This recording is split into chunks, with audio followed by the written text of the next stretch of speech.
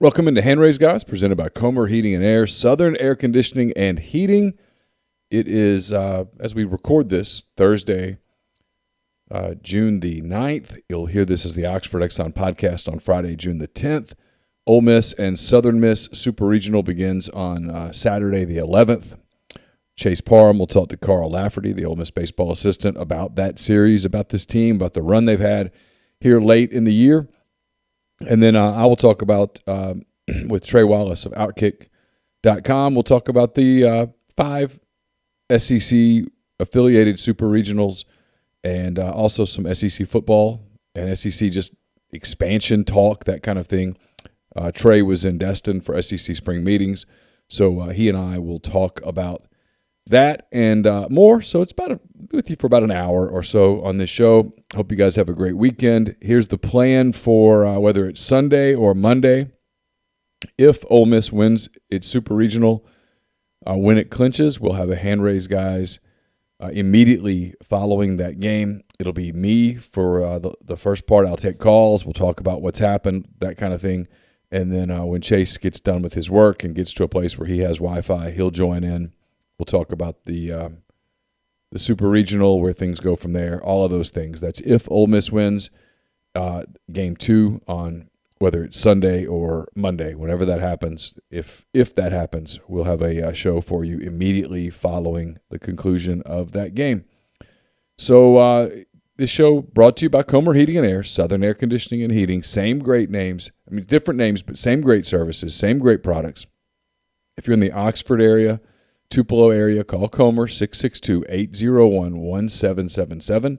If you're in Memphis, DeSoto County, Hernando, South Haven, that area, get in touch with the people at Southern, 662-429-4429. Again, different names, but the same products, the same people, the same great service. They'll take great care of you. Obviously, the heat is getting closer and closer to that stifling heat that you want that air conditioner to be running on tip-top shape. If you haven't had yours checked out just yet, if you need work, if you need a new unit, if you need it topped off with Freon, whatever the case may be, get in touch with Comer, get in touch with Southern. We would appreciate it. I'm coming to you from the Clark Ford Studios. Clark Ford's in Amory, Mississippi, 662-257-1900. Call that number, ask for Corey Clark. Tell Corey what Ford product you're looking for. He will send you a quote within 15 minutes in business hours. Right to the bottom line.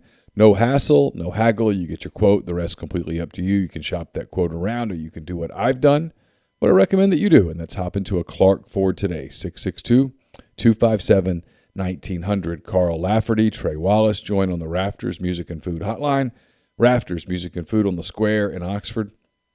It's a great place to go. Enjoy a burger, a po' boy, appetizers. They got a great beer selection, full bar, and more. Maybe you're sitting in Oxford watching the games over the weekend, whether it's the Ole Miss USM series or some of the other series, whatever the case may be. Hang out at Rafters. Don't forget there's also Rafters in New Albany, and there's Rafters on the Water at Sardis. That's opened up here last week, so you can go out and enjoy that. Margaritas, beer, and more at Rafters on the Water. So all the series get started this weekend. Some of them get started on Friday. 4 get started on Friday. 4 get started on Saturday. Nobody wants to know my thoughts on it, but I'll give you my predictions. We were going to do this morning on the Oxford Exxon podcast, but we didn't get around to it. So I've got Tennessee beating Notre Dame in 3. Tennessee's been the best team in the country all season. Notre Dame's pretty interesting. Link Jarrett's done a great job at Notre Dame. I don't think the Irish will be intimidated at the Vols, so that's got a chance to be an interesting series. I'd love to see a third game just to see what Tennessee looks like under pressure. They haven't had pressure all season. Texas is at East Carolina. Cliff Godwin, the former Ole Miss assistant, trying to get his alma mater, East Carolina, to Omaha for the first time. This is a really, really interesting series. East Carolina is a very good team at home. Texas is a very talented team. I'm going to take Texas in 3 and hope that I'm wrong. Certainly cheering for the Pirates there, but I'm going to go with the Horns. Louisville at Texas A&M. Jim Schlossnagel's done a great job in year 1 at Texas A&M.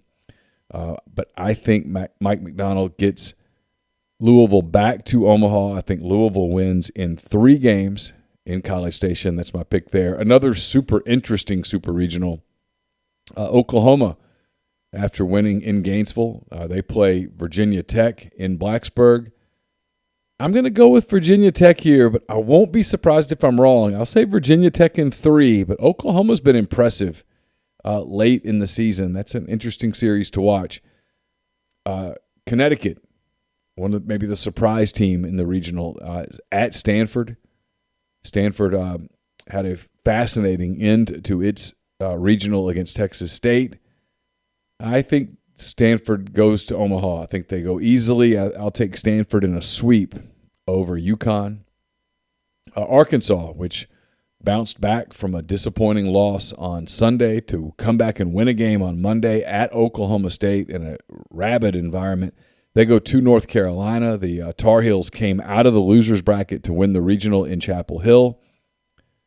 I know Chase is picking North Carolina here. I'm going to go with Arkansas in 3. I think Arkansas is one of those teams that kind of found new life late, a lot like Ole Miss.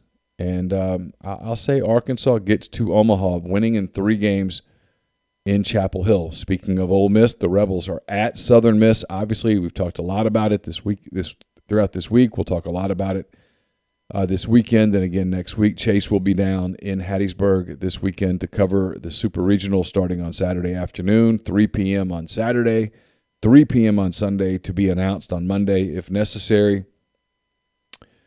I'm going with Ole Miss in 3, and I won't be surprised if it's Ole Miss in 2. Frankly, I'll be surprised if Ole Miss loses the series. I know a lot of people at D1 baseball and stuff are picking Southern Miss. I just think everything points to Ole Miss in that series. I'll say Rebels in 3. And then the final series to talk about, Auburn is at Oregon State. Auburn's had a fantastic season under Butch Thompson. Oregon State may be the second-best team in the country behind Tennessee. This series in Corvallis starting on Saturday night. Late, I will go Beavers in a sweep. Oregon State sweeps Auburn in the Corvallis Super Regional. So you have my picks. If you're betting, you pick against those teams, and you're all good. All right, so we're going to get to Chase. We're going to get to his interview with Carl Lafferty here in just a minute. Spoke to him for about a half an hour earlier on Thursday. I'll tell you real quick. I want to run through a few of these just fast. People that make these shows possible for us. Holcomb Portable Buildings. I should say Holcomb Portable Buildings. HolcombPortableBuildings.com. You can also find them on Facebook or Instagram at Holcomb Portable Buildings. Father's Day is almost here. Dead Soxy has a perfect gift for you. Dead Soxy socks, 35% off by using the promo code Rebel Grove at deadsoxy.com. I'll have 10 weekend thoughts late this weekend, probably early next week. Actually, they're brought to you by Game Changer Patches, the only 2-patch system available in the market to stop hangovers before they start. Go to GameChangerPatch.com, enter the promo code RebelGrove20 at checkout for 20% off your purchase. Automation and Control Systems, LLC, based out of Baldwin, Mississippi. It's a complete electrical control system solution provider and a Rockwell Automation recognized system integrator. To learn more, go to ACSLLCMS.com or call 662-601-4381. Lammon's Fine Jewelry is at 1126 North Lamar Boulevard in Oxford. Check them out at lammonsfinejewelry.com or call them at 662-234-2777. If we have a hand raise, guys, on Sunday or Monday, it's brought to you by the College Corner, your one-stop Rebel shop, 2 locations in the Jackson area. You can also go to collegecornerstore.com. If Ole Miss wins the Super Regional, they will have College World Series Ole Miss branded gear available immediately for you to order at collegecornerstore.com. Martin Palomo and I recorded a episode of Mind on My Money presented by Pinnacle. You can check that out on this podcast feed. It's mypinwealth.com, MYPINN wealth.com. John Edwards of Regency Travel Incorporated in Memphis is the guy to go to if you want to make a trip that creates a lifetime of unique memories. Get in touch with him. Give him some parameters. Give him a budget, 901-494-3387 or jedwards@regencytravel.net. And if you're coming to Oxford, don't forget, try out Opa, Oxford's newest restaurant on the square, 306 South Lamar, just south of the Square Courthouse in Oxford. If you're in the market for a Nissan vehicle, get in touch with Grenada Nissan. It's GrenadaNissanUSA.com, just off Interstate 55. In Grenada, Mississippi, a complete selection of new and previously owned Nissan vehicles, great lease deals as well. It's GrenadaNissanUSA.com.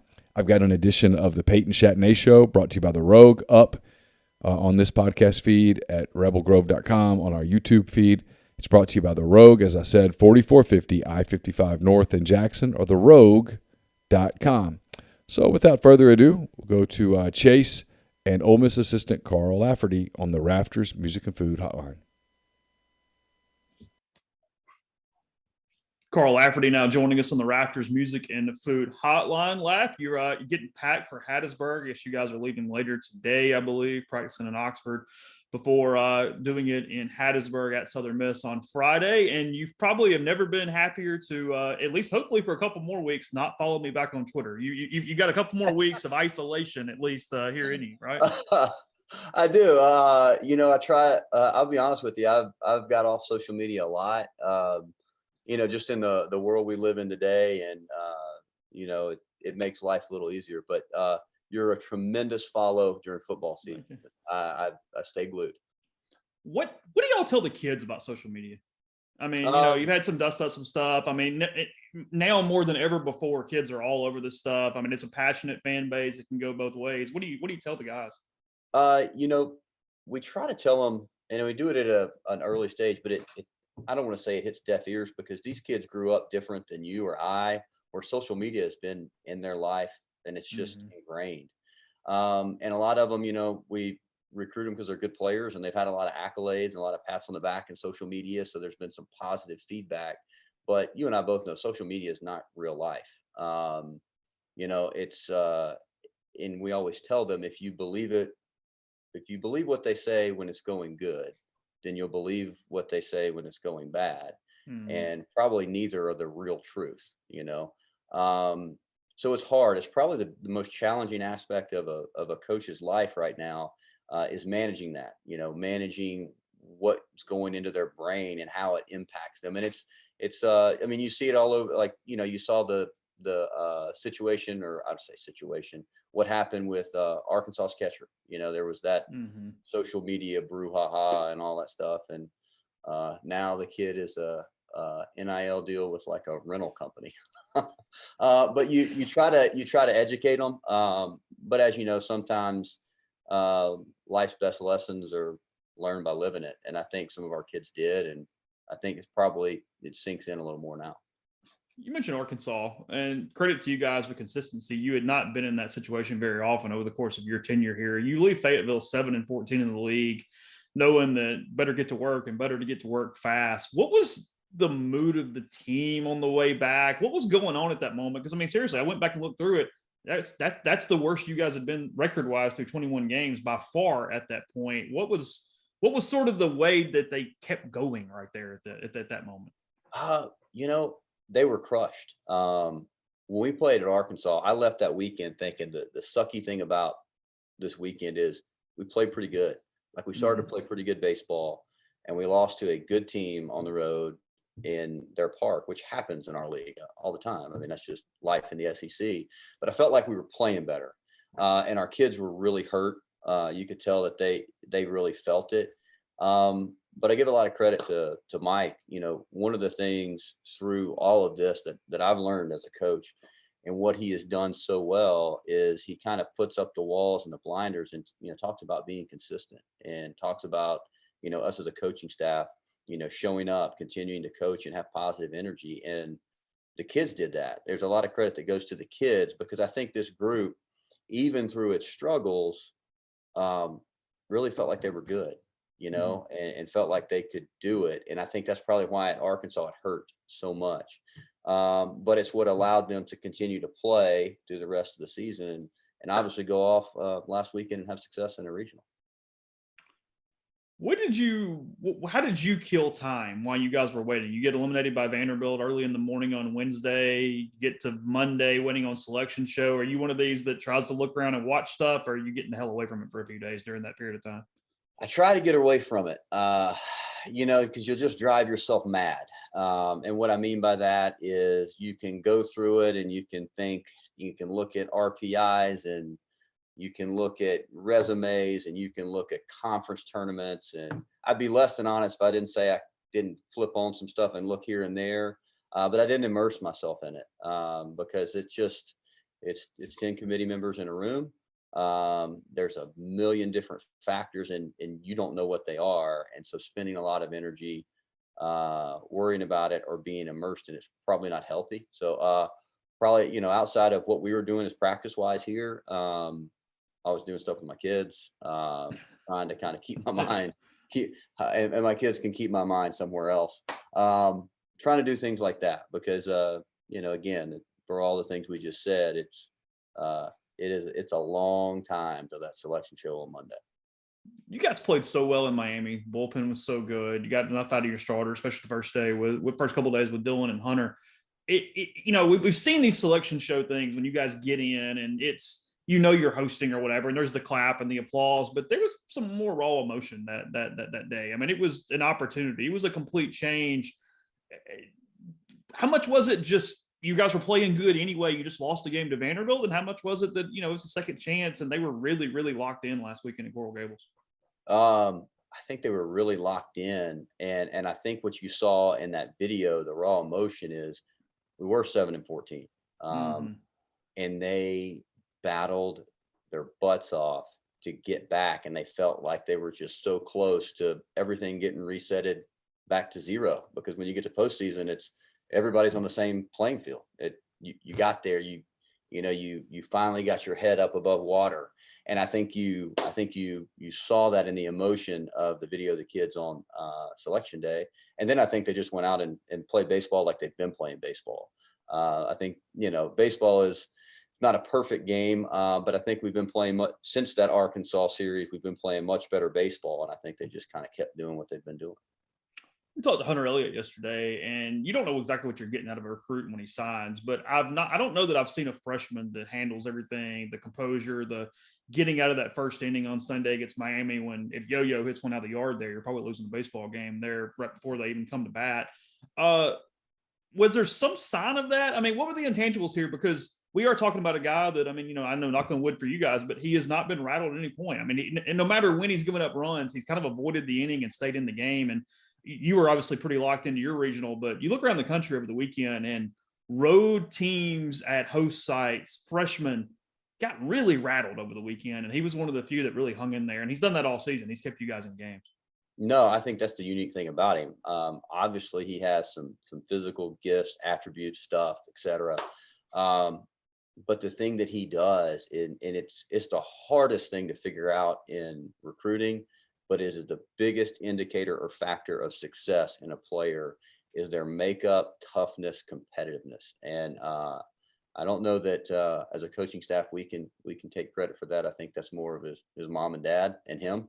But he has that. He has a fighter's mentality, like where he is going to go out there and he's going to fight you. He's not going to cave. He's not going to give in.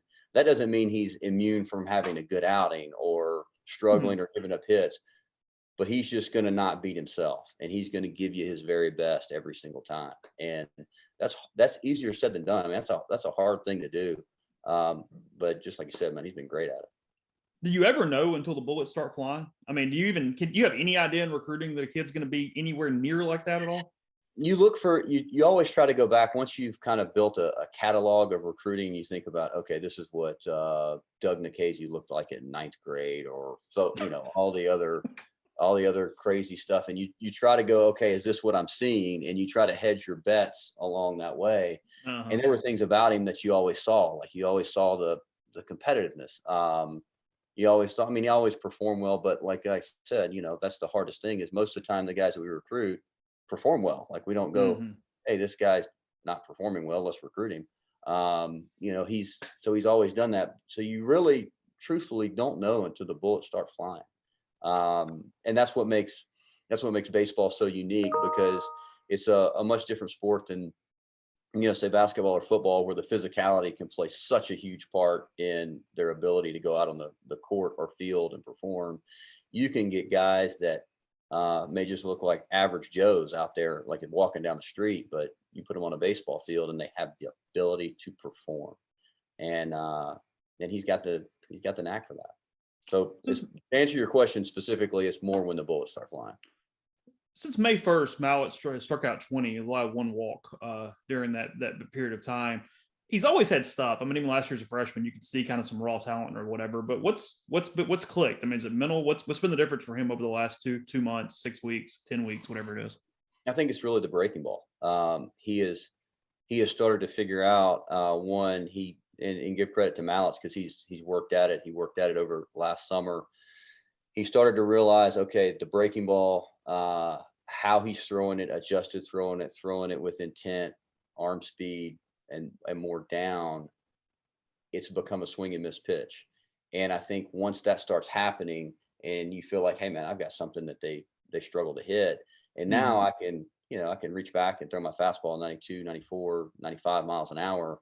And really speed them up, you go, okay, I'm kind of figuring out how to get guys out, and that can kind of snowball in a good way. And I think that's what you've seen over the last, couple of weeks is he's been able to do that and gain confidence and keep moving. Is it just location where you miss his pitches, or are you seeing something different with Derek second time through? Isn't that he gets into that fourth, that fifth? Because his early stats are pretty good. I know he got a couple home runs against Arizona, but it seems to be a pretty good line of demarcation. What do you kind of see that second time through with Derek? Well, I think it's the one thing about Derek is usually he's obviously he's super competitive and he will throw a lot of strikes. And I think with a lot of hitters, and it's just particular, some pitchers, essentially once they get kind of a look at it, they can start to get a better feel or better pass at it. And I think that's a lot of times. And then sometimes, he would probably say, I didn't make some of the pitches that I wanted to make. And I think the answer lies somewhere in both of those, would be my most honest and true answer. You mentioned Mallett's with a breaking ball. We talked to Mason Nichols yesterday. He talked about switching, getting rid of some stuff, going from what he called a high school curveball because it was too loopy and it didn't do enough to a slider. And we've seen that throughout the program over a number of years. A lot of guys switching breaking balls to sliders. Gunner changed up some different things. What goes into that? Is it more the quality of the curveball that dictates it? There's been a lot of changes. What makes guys go from curveballs to sliders, and for you guys to recommend that? Well, I think it has a lot to do with your fastball too. Okay. And I think the more you get into it, I think a lot has to do with slot. I think probably the opposite of what you're saying is Jack Doherty's breaking ball has got a tick softer and tried to add some more depth to create more separation from the fastball. And I think you essentially want to do one basic thing in pitching. You want to disrupt timing and get guys out. So you either have to have two different pitches that speed them up and slow them down with different movement, or you have to have a pitch that they really don't identify that they swing and miss at. And so, for Mason and Josh, they're throwing pitches that hitters don't pick up or read well. Now you would love to say, well, can't everybody do that? It's not as it's a little easier said than done. But they've been able to find their way to do that. And where Doherty's trying to use his fastball and breaking ball more as, okay, you can't sit on one and handle the other, and like the most devastating or the best example you could ever say was Doug Nikhazy, meaning they could see Doug Nikhazy's curveball, but there's no way you could sit back on Doug Nikhazy's curveball and possibly handle his fastball. And there's no way you could get the head out on his fastball and possibly stay back for his breaking ball. So it's kind of two different schools of pitching to get the same result. But, Gunner was different. Gunner's slider, when he changed it, because he really didn't throw a breaking ball until he got to like his senior year of high school. It wasn't about movement or so much. If you looked at the movement profile of the slider, it didn't break a ton. But what he did do very well is it came down out of his hand. So it wasn't up out of hand. It wasn't identifiable. And he could throw it to the bottom glove side at will. So he threw a pitch that wasn't very identifiable to a location that was very hard to hit, and he could do it very consistently. And then he started to pair his fastball that it played off of it better. Instead of being as flat kind of his freshman year, started to have more carry. So he could, attack the top and bottom part of the zone. So that's what you're trying to do. You're trying to, hey, how can we take this kid's repertoire of pitching and make it the most effective? What goes into that, command, competitiveness, being out there, be able to deliver the pitch, so on and so forth. But, you talk about Mason Nichols, like I walk by him every day and I tell him, like, hey man, your success isn't a surprise. Like, that kid works his butt off. Like, if I'm in the hotel gym when we're on the road, that dude's in there going through a lot of mobility stuff, stretching. Like, he works as hard as anybody in our program. So it's neat when you see kids like him start to figure stuff out and have success. When you talk about deception, I mean, is that tunneling? Is it trying to hide arm slots and different things? I mean, what sort of goes into that from that standpoint? It's in a way, yes. But I think you start getting specific to what does this kid do? And I think that's the unique thing about coaching baseball players and human beings is, okay, we've got to talk about this particular kid and what his arms, what he can, what he can't do, and what it looks like. Okay, how do we figure out how to get right-handers out? How do we figure out how to get left-handers out? And then, okay, well, and part of it you may have to even save for maybe the fall. Like I think, Mason Nichols is really starting to develop a changeup, which I think now you start talking about a 3-pitch mix. It gives you a chance to be a starter. Well, heck, but it's not game ready right now. So it's hard to go out there and put him in a pressure situation where he has to come in and make a pitch and throw something that's, but through next fall, it may really turn into a pitch. And that's where you look up and you go, kid like Mason Nichols, he's starting, on the weekend next year and having a great year. How did this happen? Well, it was an evolution of things. I know you're focused on the USM hitters, but we talked about this right before you got started. They've got a lot of arms. They've got a pretty deep bullpen. They do a lot of things with Hall and Waldrop especially, and then what they've got else. I mean, it's an SEC rotation, right? Oh yeah. It's as good a pitching staff as out there. Like, I think about, pitching staffs in our league and probably Tennessee sits at the top of it. Southern Miss, if you stack them up physically, they'd be right behind them. It's a really, really good pitching staff, not only from the starting pitching, but from the pieces that they have in the pen, and being able to match up with you with some left-handers and some right-handers and some guys that have really good stuff and have had a lot of success. So you give them a lot of credit. Their pitching staff is one that, anybody would take, man. They're terrific. What's the key for DeLucia on Saturday? When he really gets into a rhythm and just starts making pitches, because he's a 3-pitch mix guy. Where he gets in a little bit of trouble is if he gets frustrated or if he starts trying to do too much and he starts making mistakes or getting behind in counts or feels like he can't count on one of his pitches. That's where it kind of comes apart for him. But the thing about him is, you talk about Hunter Elliott, it's the same way with Dylan, man. He's a fighter. Like, he loves to be out there. He loves to compete. And that is one of the best attributes that he has. But for him, the simple secret to success is just to pitch, not to get frustrated and trying to throw at 95, not to get into 2-strike counts and overthrow his breaking ball and, spike it or bounce it or miss it up arm side where they can get a good swing off of it, just to be him and execute pitches. It's been a year since it really got started. I know you're about to get into this portion. Hopefully, like you said, you're playing, but you're already getting into look next season a little bit. Learn anything different about the transfer portal since last year? I mean, I know it's a crapshoot, but like, is there any strategy difference compared to a year ago? Yes. The thing you learn about the transfer portal is it goes fast. It's not like you got to get in there and you got to go. Now, a lot of times some of these kids will enter the portal with a real idea of what's going on, and it's not this lengthy recruiting process. Sure.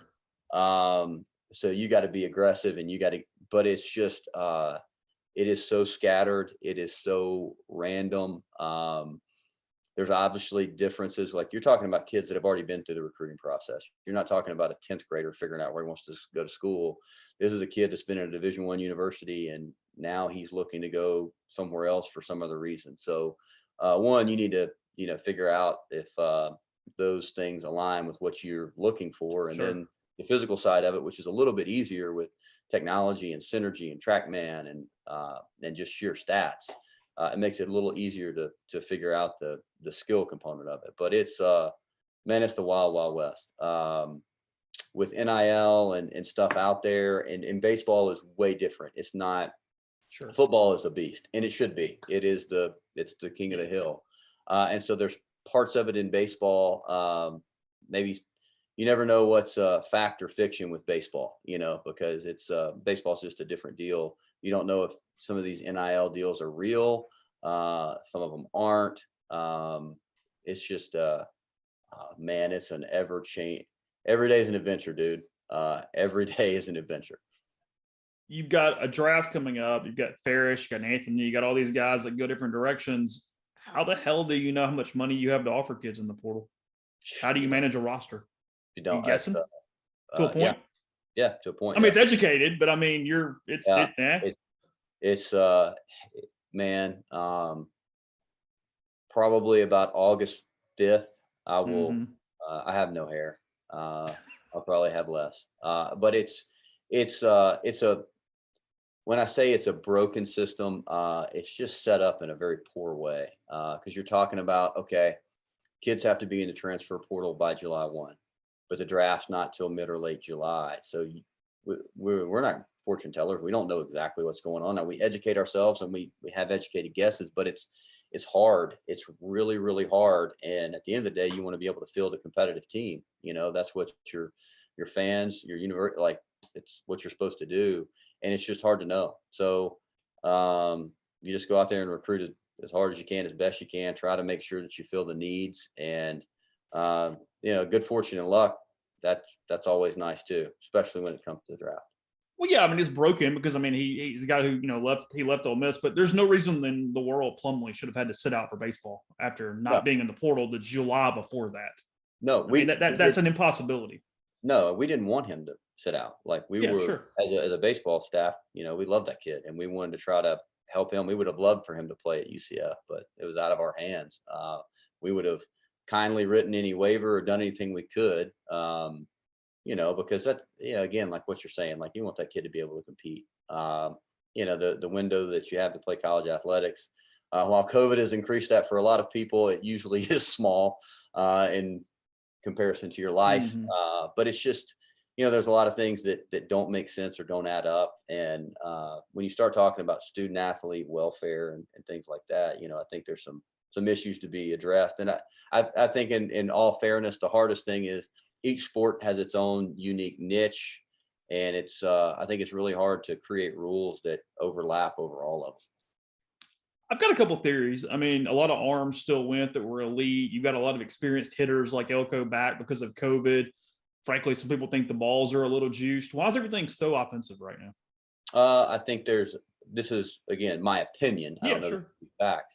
I think there's a combination of things. I don't know that the ball is any different. I would guess that the ball may be a little different because I feel like the ball changes all the time. That's just, I have no scientific data to back that up. That's just being around the game. But I think that these are the things that I do think are true. I think pitchers continue to get drafted at a high rate out of college. And you're looking at lineups where you have guys that are much older. Like you start looking at the average age and average amount of at-bats in college lineups. Like old is good. Old is usually successful. You don't want to be young. And that just when you start going transfer portal, so on and so forth. The other thing that, people aren't talking about, and I think this probably from, covering college baseball, is strike zones are getting smaller. That's a fact because these umpires are now being graded by TrackMan reports. And so they're starting to not necessarily shrink the strike zone, but, pitches that when, I was playing that were always strikes that were 6 and 7 inches off where guys are just like, no way I can hit that. Like those are balls and you're getting a not necessarily the strike zone that you see when you flip on a major league game. You don't necessarily get the high strike as much in college, but the east and west, the ball that's off the plate is not being called a strike as much. So you're starting to make, you're still drafting, pitchers out that are obviously the better ones are going at a younger age, no matter COVID or not. College hitters are getting older because, there's a certain profile that, pro baseball looks for as far as athletes. Well, they're becoming 22, 23, heck, even 24-year-old guys in lineups, and they're just physical, strong.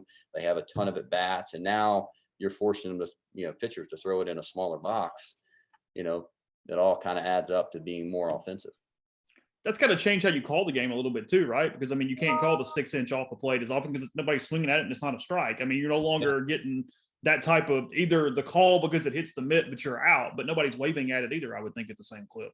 Right. I think the only time that you're doing that now is you're trying to really set up like, hey, I want him to kind of lean because I'm going to bust him back in. I think you've seen guys start to pitch more north-south, try to, because guys will still chase up, but it's hard to get a guy to chase off and up, if that makes sense. So you're starting to see people try to go more north-south, which also creates more swings and misses, but also can give up more home runs. That's kind of the high vertical breaking ball guy can get more swing and misses, but they also will give up more homers. The sinker slider guy is going to give up more contact, but typically give up less home runs because it's more of a ground ball oriented approach. So you may give up more hits, more contact, but maybe less homers. So there's always the give and take with all of it. But I think to your point, people are starting to, get away from that a little bit. It's every single season, every time you get into this, but kind of last thing, you've told me every time we've talked for months now how much you like these teams, this group of kids, the way they've handled their business and overcoming a little extra emotion going into this weekend, a little extra want for these guys more than anything else, just for everything that, versus some of the teams where have been kind of front running the whole time through. Yeah. I love these guys. They're really good kids. They didn't fold when the world told them to. That's something you got to respect. That's something you got to like, and that's something you got to appreciate. You as a coach, you get attached, good, bad, or indifferent, just human interaction. But these are all kids that show up at my kid's birthday party just because they're good dudes. And they're good players, and you credit them, top to bottom for continuing to go at it. Because I think about when I was a player, because you always go back to your own personal experiences. I didn't live with the stuff that they live with.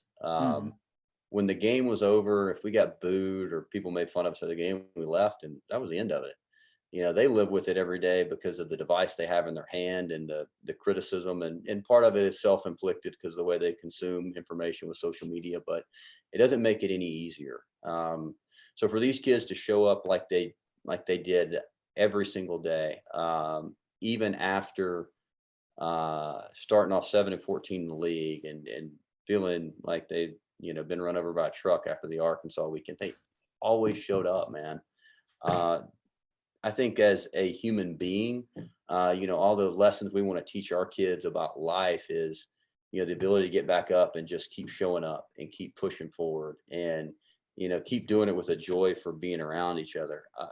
That's why, for me, honestly, I you want to win just for them, that they take, life is never fair, but somewhat that they are rewarded even more for their perseverance. That's just being honest. Good luck, bud, this weekend. Appreciate the time, and let's talk afterward. Yeah, absolutely. Appreciate it. That was Chase Parham, Carl Lafferty. Appreciate Carl for his time. Earlier today, the Rebels probably on their way as we speak at 7:12 p.m. on their way to Hattiesburg. They practiced in Oxford today. They were leaving for Hattiesburg. They've got a practice and media day tomorrow or Friday in Hattiesburg, and then they get started on Saturday with Super Regional Best of 3, Saturday, Sunday, if necessary, on Monday. A handful of other series begin on Friday, 4 series precisely, 4 on Friday, 4 on Saturday. So we'll know the field by the end of the day on Monday, the 8 teams that are headed to Omaha for the College World Series. Real quick, I want to tell you that we're brought to you by Service Specialist. Whether you are looking for a job, whether you are looking to hire quality, hard-to-find talent, Service Specialist can help you. Keep in mind that payment of service is solely contingent on if you decide to hire a candidate that they send. You have nothing to lose, so give Will, Sydney, or Kelsey a call, 662-832-5138, or check out their new and improved website, servicespecialistltd.com. Don't just accept what you see, but imagine something new. Step forward, chase after a better version of yourself, Every day, Corinth Dental is helping people reinvent themselves one smile at a time. Dr. Bubba McQueen, Dr. Jenny Beth Hendrick are devoted to restoring and enhancing the natural beauty of your smile using conservative, state-of-the-art procedures, including Invisalign. They have a 12-month, no-interest, no down payment financing available at corinthdental.com. Also brought to you by Bell & Grove. It's a logistics provider based out of Chattanooga. They specialize in domestic freight movement throughout the continental U.S. They also provide air and ground expedited services for customers who need to move product quickly. For more information, call Daryl Oliver, 865-672-6557. And we're brought to you by Southern Traditions Farm. It's a 68-acre, 32-stall upscale equestrian training and boarding facility in Canton, Mississippi. It's camp season there at Southern Traditions Farm, so get in touch with Susan Walt, Bowers Cone, via Facebook or Instagram at Southern Traditions Farm Camps, Monday through Friday, 8:30 to 2 there at Southern Traditions Farm. Earlier in the week, it's like Wednesday, I think, I talked to Outkick's Trey Wallace about the college baseball regionals coming up. 5 SEC teams still alive. Ole Miss, obviously, Tennessee, Auburn, Texas A&M, and Arkansas all still alive. So we touch on those Super Regionals. We also talk about some of the NIL scheduling topics that came out of SEC spring meetings in Destin a week ago. Trey was in Destin, so we talked to him about that as well. Here's Trey Wallace of Outkick on the Rafters Music and Food Hotline. My friend Trey Wallace of Outkick, kind enough to spend some time with us here on the podcast. We'll start with college baseball. I want to get to some football stuff, some scheduling stuff. You were in Destin. I kind of want to get some thoughts on what happened there. But 5 SEC teams in Super Regionals, including one that I know you're based in Knoxville. You see a lot, Tony Vitello's Tennessee Volunteers. Can anyone beat Tennessee? Yeah, Neal, I think they can. I think when you look at what happened this past weekend where – 2 consecutive games, they're trailing 4-0. And I think that, the pitching got a little bit overwhelming for both Campbell and Georgia Tech. And I think Tennessee is just, they get those spurts on offense where all of a sudden, Jordan Beck pops in or a Drew Gilbert and changes the game completely. But I think a team can beat them. They've got to take, Beck out of his element. They got to get to the pitching. I think you saw that with Drew Beam. He only went around 3 innings this past weekend for Tennessee. He kind of struggled, so Tennessee had to go to the bullpen.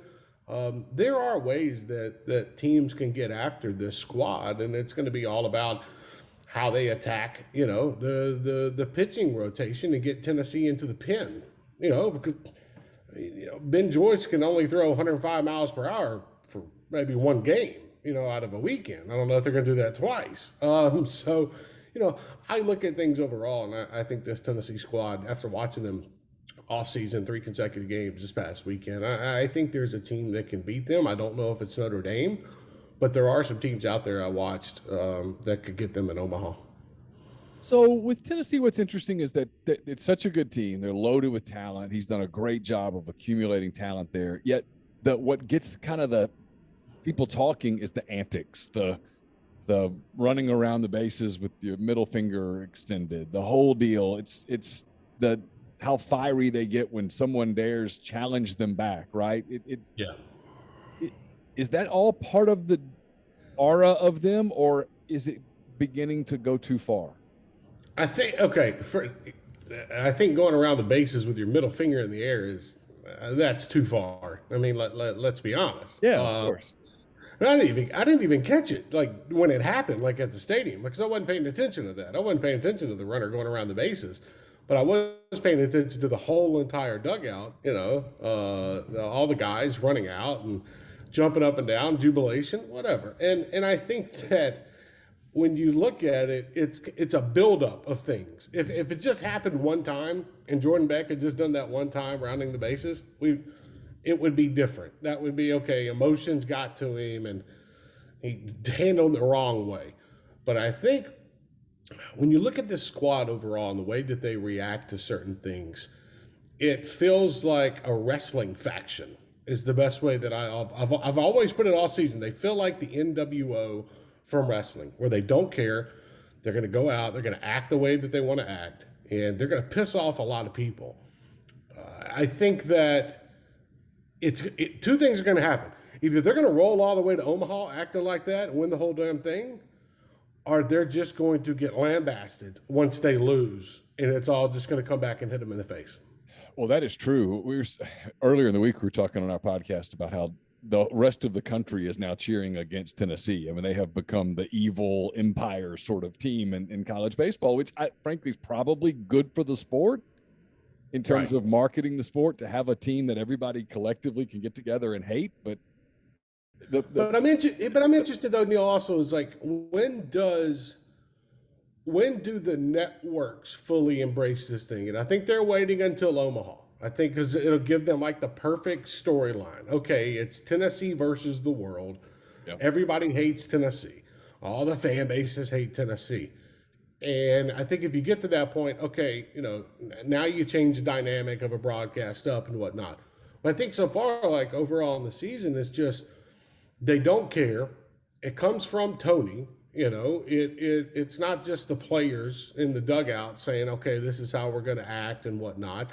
It comes off Tony. Tony's that brash Italian type of guy, and he just doesn't care. And you've seen that when he's talking to opposing coaches or he's yelling at an umpire or whatnot. And for some reason, it's clicked this year with that emotion. Last year was kind of different. You didn't see this type of like you saw the daddy hat and all that type of stuff, but you didn't see the brashness of a team. This year, it's completely different. When you got Drew Gilbert, Jordan Beck in there, Trey Lipscomb, you got guys coming off the mound, and it feels like they're just pissed off against everybody in the world, and it shows on the baseball field. It's different than what I've covered in college baseball and college athletics in the past. If I told you a team, in addition to Tennessee, gets to Omaha out of the SEC, which one would you first point to? What do you think of these other 4 super regionals involving SEC teams? Ole Miss is going to be tough down in Hattiesburg. It's going to be tough.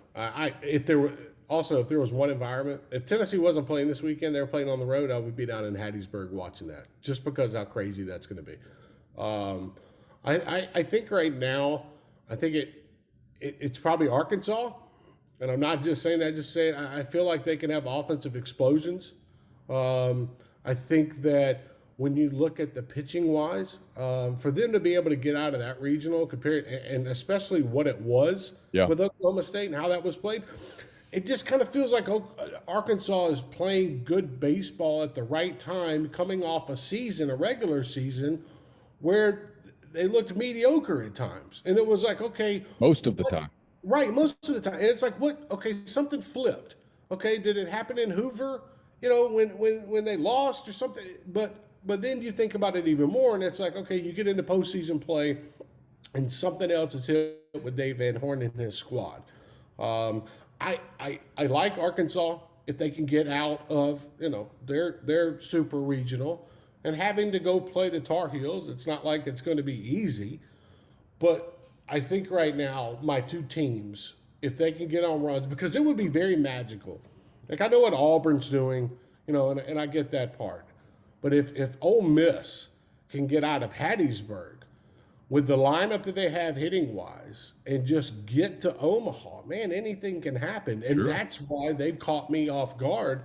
The Rebels have, Black Bears, whoever the hell you want to call them, they've caught me off guard, and it's fun to watch. I love watching Elko. And I love watching what this pitching staff can do last weekend in their regional, having to face so many different problems down there in Coral Gables. So, to me, it feels like Arkansas won. And then, you know what? If Ole Miss gets out of Hattiesburg, damn, they'll be prepared for anything. Yeah, I think with Ole Miss, it's when you think you're done, and I think they probably thought they were done, that, they lost in Hoover on Tuesday and had the long wait where you're sitting around and you're practicing, but you're like, guys, what are we doing? And then you get life. Sometimes, man, it's just so rejuvenating, and then they go and they got the timely hit from the bottom of the order on Saturday night. And then on Sunday, they they won a pitcher's duel where Elko got the big hit late in the game and then they just dominated on Monday. And now I think, yeah, like you said, I think they're like, hey, we can do this. We thought we were dead. Turns out we weren't. And you mentioned Arkansas. I think with them, it's pretty simple, Trey. They needed some rest. They needed to stop playing. They finished the season playing so badly, and they got a break. And then I can't remember who it was they played in their first game, Grand Canyon, I guess. Yeah. They got a timely hit, and they hadn't been getting timely hits. And it was like they got one, and then someone got another one, and then before you know it, it becomes contagious. And I thought for them to overcome the losing on, when was it, Sunday night to Oklahoma State when the left fielder falls down, to lose like that and then to come back the next night in that environment and win probably bodes well for them. I kind of agree with you. I know Chase, my colleague, he picked North Carolina to win that Super Regional, and I think I'm picking Arkansas, and I'm picking Ole Miss. I think Ole Miss gets out of Hattiesburg. I do. I think with the Ole Miss thing, I agree with you completely. It's like, you leave Hoover and you're back in Oxford, you're just hanging around. Yeah, okay, let's stretch, let's practice. Man, we don't really know if we're going to get in or not. It's going to be kind of close. There's conversations about Bianco, and all of a sudden, like you see that selection show, they get word, bam, okay, cool, we're in. Wow. Okay. This feeling in my body, life is within us now. Sure. Like, let's go do something. I think that goes a long ways. And I think that can't be forgotten with this baseball team, because a lot of people thought they were dead and gone 3 weeks left in the regular season, and then, they kind of slowly start playing better. And then all of a sudden they hit it. And I think that's the biggest thing with Ole Miss is that they're riding a high right now, and I want to see how high, that can take them. All right, I want to switch to football in the last few minutes that I have with you, and just the SEC in general. You were at spring meetings in Destin. I know everyone was there waiting for the Jimbo Fisher, Nick Saban battle royale, which anybody who knew anything about the league and Greg Sankey knew that was not going to happen. It didn't appear to be like a lot of fireworks or anything. There never are really in Destin. It's kind of laid back, but there's a lot of talk about this scheduling thing. Do you think it's inevitable that there's a 3-6 schedule, that it's just a matter of kind of giving everybody time to get it, to accept it? Or do you think there's even a scenario where the 1-7 thing happens? I mean, I think we understand, who would like the 1-7, scenario out of all this. There's a certain amount of schools, that they want to keep that permanent non-con rival. But just talking with different folks, and even after leaving Destin, and speaking with a few athletic directors about this, it just feels like that 9 game is coming, and there's going to have to be tough decisions to be made when it comes to that, because you're setting up your 3 permanents, and who are those permanents going to be? I spoke with somebody in Tennessee, and their conversation with me is like, okay, we're going to have to make a decision. Like every year we would get regularly and knowingly Florida, Georgia, Alabama. And some of those times we would get those 2 big games at home. Okay, so it's going to be interesting if we have to make a decision. We're going to have to go with Alabama, Florida, and then we'll have to go with maybe Missouri and Vanderbilt or Kentucky. Like you're taking away potential, and not saying that they can't get rotated into those other games. But what I am saying is you're taking away that automatically knowing every year you're getting these 3 games no matter what. And that's big from a ticket revenue standpoint. That's just big from a rivalry standpoint. So you look at other schools as well and what they have. I think it makes sense to me that if you go with the 9 games, you're setting yourself up where, okay, we can rotate the others, and then we can find 3 permanents that they're going to all have to sit down somewhere in Birmingham, and they're going to have to hash out, okay, these are 3 we would like to play. Okay, now SEC, y'all go figure out what you're going to agree to let us play. Right.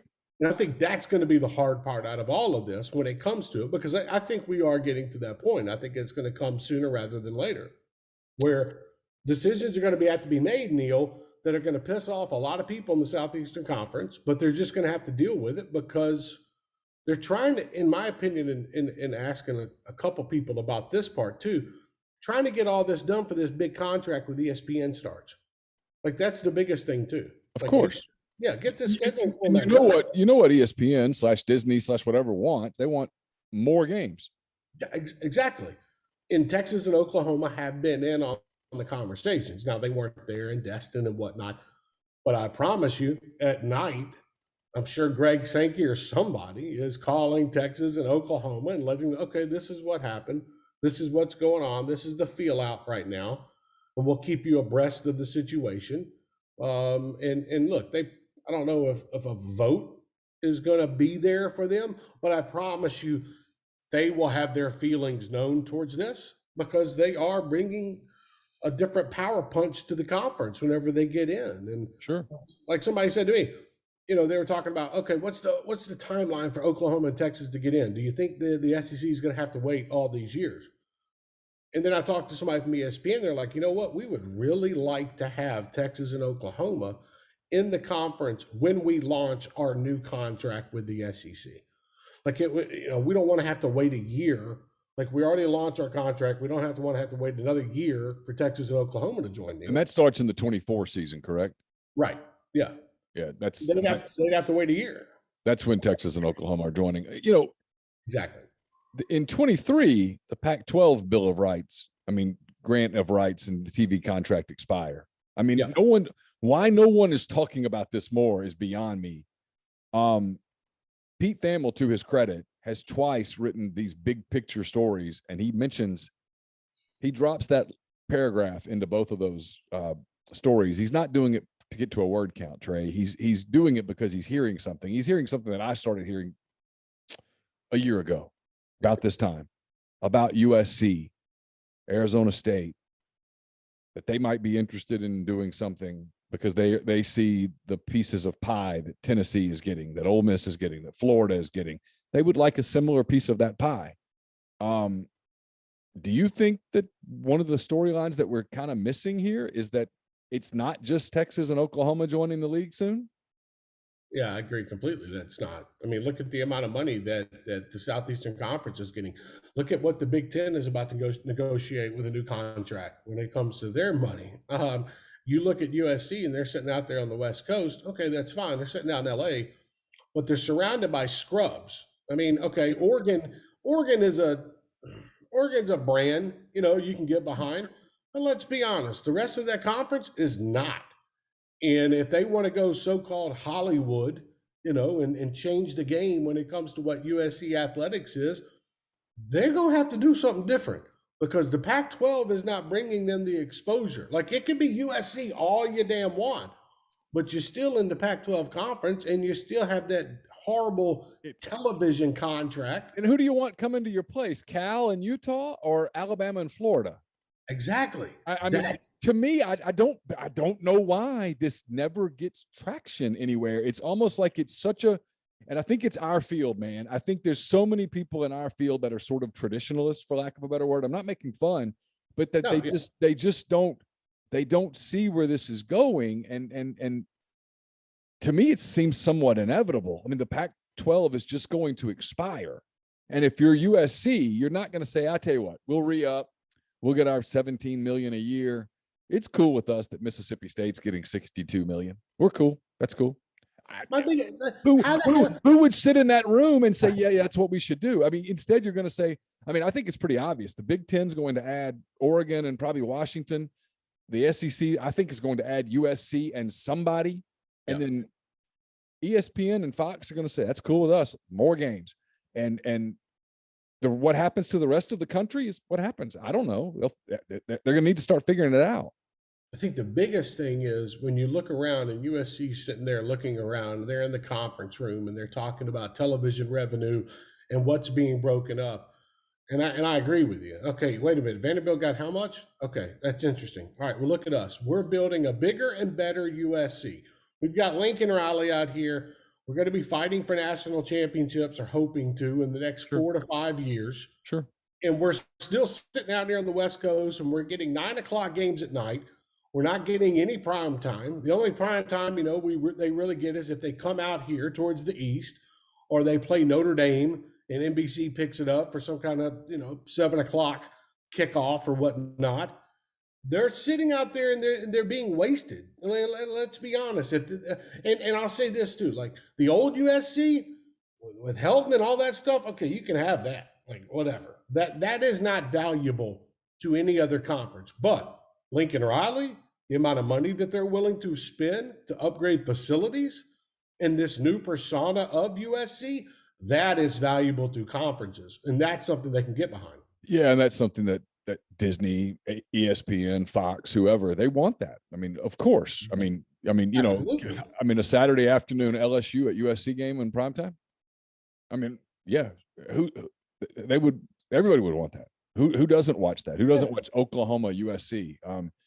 You know, USC goes to Texas or USC goes to Auburn or I mean, and my biggest thing is we can't be surprised anymore either. We're not going to be surprised anymore because look what happened a year and a half ago with Texas and Oklahoma, where it's all of a sudden, bam, okay, we're joining the conference. And look how quick that happened. Yeah. Like that's the biggest thing. So you can't be surprised anymore. And with the television contracts and what ESPN is going to be giving, you know, I wrote about it today and it was something different, but like LSU has launched a streaming service. And they're going to do, you know, $8.99 a month and you get behind the scenes stuff and whatnot. Arkansas has been doing this with Hog Plus. Yeah. Clemson's got it. Oklahoma State's got it. What I'm saying is that's Bo Mattingly's deal, right? Yeah, that's Bo Mattingly's deal. But what I'm getting at is they have found different ways to try to garner revenue. And it's because of, look at LSU and what they have now with Brian Kelly. They have something to sell, so they're putting it out there for sale. And it's just another avenue. It's not coming from the SEC network. This is them doing it on their own. So what I'm getting at as a whole is when you see these big time programs doing this, don't be surprised if USC launches something like this because it's bringing more attention to what is being put out there in the college football world. And that's why it's not going to surprise me, you know, when they finally start sitting down and thinking, okay, look how much money we're losing compared to these other schools. They're going to be like, well, damn this.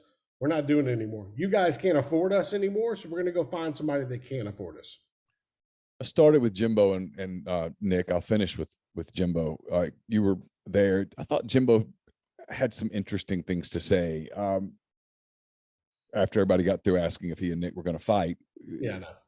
You know, he talked about he was the chairman of the thing and all that stuff, and he talked about how everybody agreed that they've got to get something uniform on NIL. It's got to be. I think he used the word concrete. There's got to be something that's not malleable and pliable. There's got to be a rule.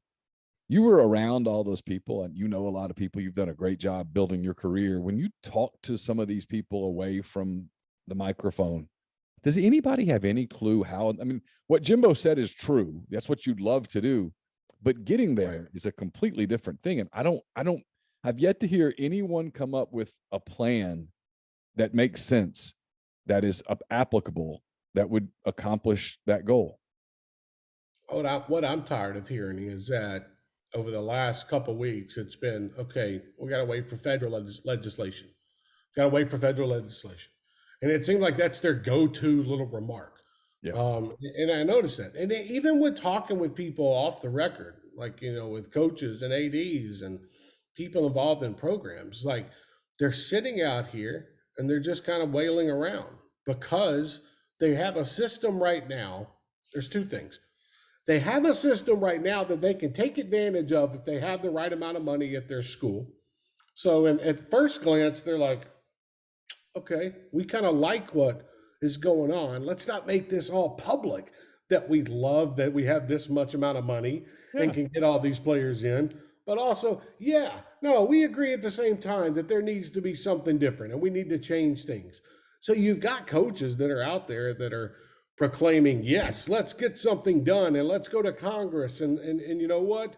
We got to figure out a way to slow this thing down. But on the inside, they're like, we got you guys for the time being. We're going to spend a lot of money on recruits. If you're Jimbo Fisher, why would you want the system to change? You don't. You have to. You're having to draw that company line. Yeah. And be like, we want something to change. We do. But we're not going to sit here and be the ones that are going to change it. You guys got to come up with something. Like if y'all want to sit down and vote on something, or we want to talk about some kind of legislation that would work for the conference, okay, we'll talk about that. But here's the thing, Neal. These guys know that it's not coming anytime soon. So they're good with what we have right now. And for the Tennessees out there that have come on out of nowhere with NIL, with A&M, Florida's building up a collective. A lot of schools are doing this thing right now. And I'm leaving out some big names. Sure. Georgia, Alabama, But I think that they're okay with how things are going right now, but they're acting like they're not in public. That's the biggest thing to me. I think it's two-faced a little bit. I said this earlier in the week about Jaden Rashada. Ole Miss they committed his brother, the junior college defensive back, and obviously it keeps them in the game, and they're trying to get Jaden Rashada. And I made the comment, look, you're either swimming in these waters now, or you're not. And if you're not winning. And if you are, well, you're giving yourself a chance to win. But if you're going to say, hey, this is, and I'll give Lane Kiffin credit, he has said this consistently.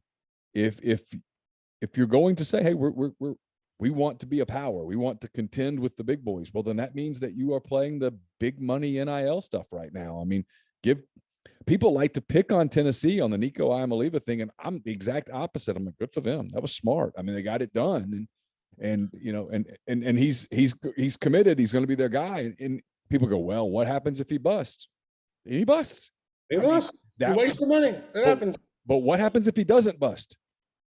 What happens if he doesn't bust? And the thing is you're either going after the high profile kids who everybody else is after. And yes, some of those will bust. Shea Patterson busted in Oxford. He did. It happens. But for every one of the big time quarterbacks that bust, 3 or 4 don't. Yeah, I can also find you 3 or 4 defensive linemen that don't. Robert Condice, if we really want to keep talking about Ole Miss and that squad back in the day, I'm just in general, and I'm saying that Lane Kiffin is doing a very good job of talking like and how he's talking in public, but he also understands that this is the game that we're in, and Lane Kiffin's a very, very smart guy. Okay. Yeah. He knows what has to happen when it comes to NIL. And I think that when you look at it overall, okay, a school like Tennessee spending that amount of money. Well, Ryan Day came out last week and said they needed $13 million for their class. Like, what are we really talking about here? Like, if we're really getting on to folks, and if we're really like, okay, you're pointing the finger at some schools, but then other schools are saying, well, this is how much money we need, to keep a recruiting class or have a class come in. Guys, this is a free-for-all. So just get used to it. And if you've got the bucks to do it. Now, here's what I think what scares people and freaks people out, and this, everything was so under the table. Everything was meeting in hotel parking lots or hotel rooms or dropping off this and that. And now it's so out in the open. I think it kind of freaks people out a little bit, and they don't like that. And a lot of the old guard coaches, they would like to go back to what they were doing before and how they were doing it and not getting in trouble. But now that it's out in the open, that some of these players are coming and you start to hear figures and whatnot, it freaks them out a little bit, which is understandable. It is. The quiet part starts getting said out loud, and that makes people uncomfortable, especially some of the traditionalists that were like, what I really love about the college game is the amateurism, and the guy that goes to Florida because he loves Florida. Right. And it hadn't really been that way in a while. I mean, not the $80,000 that was dropped off of his house 2 days before he came. And now you don't have to drop the $80,000 off. Now you cut a deal and you call it NIL, even though it's really pay for play. And you say, hey, the price tag like Ryan Day said, the price tag for a big time quarterback is $2 million. Okay. Who would have thought we'd have got to the day where the bag men are at the unemployment line? I know. Go figure. Not when you and I were back in Mobile doing radio shows where I know. Yeah, no kidding. We did some shows that I'm surprised it didn't get us fired that day. Well, hey, listen, I really appreciate the time. Congrats again on all the work you're doing. And I know you'll be heading out to Omaha soon, so we'll hopefully catch up with you then at that point. Absolutely. Thanks for having me, brother. I always appreciate it. All right, Trey. That was Trey Wallace. Thanks for his time earlier this week. So again, Ole Miss and Southern Miss starting on Saturday afternoon. We'll have coverage at rebelgrove.com throughout the course of the weekend. And in the event that Ole Miss wins the Super Regional, punches its ticket to Omaha, whether that is on Sunday or Monday, we'll have a hand raise, guys, brought to you by the College Corner immediately following the end of that game. I'll come on. I'll take calls, talk to you guys for a while. As soon as Chase is ready, he'll join in as well, and we'll stay for a while.